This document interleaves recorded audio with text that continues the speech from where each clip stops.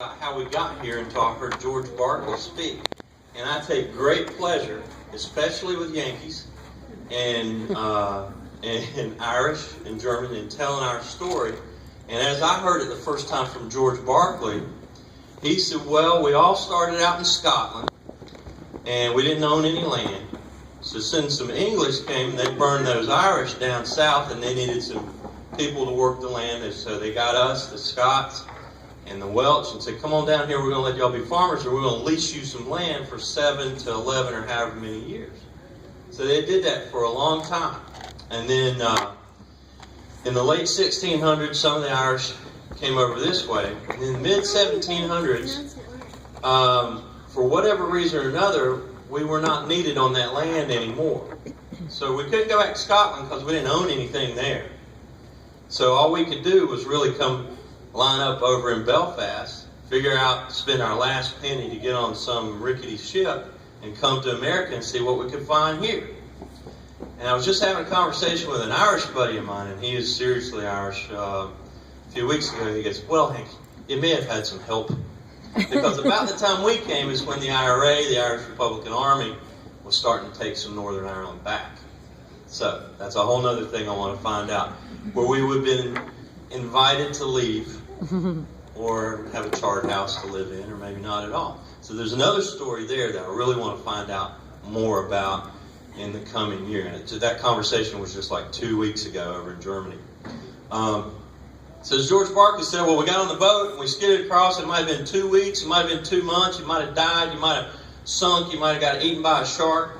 But eventually they landed in Philadelphia and got off the boat.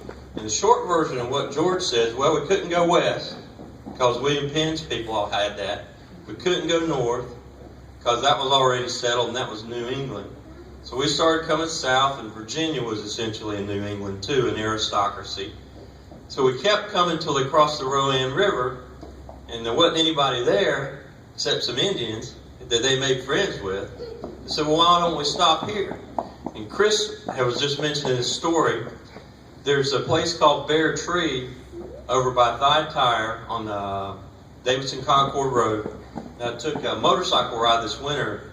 Well, really, we were going to eat barbecue in Lexington, at Lexington Barbecue. But on the way back, we stopped and we found the gravesite of Henry and Mary Barkley, and we found the old gravestone.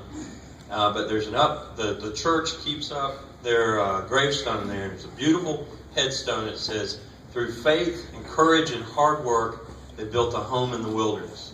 And that's Henry and Mary Barkley, first folks that got off the boat in Philly, came down the wagon train with the Germans and the Scots-Irish called the Moravian Trail.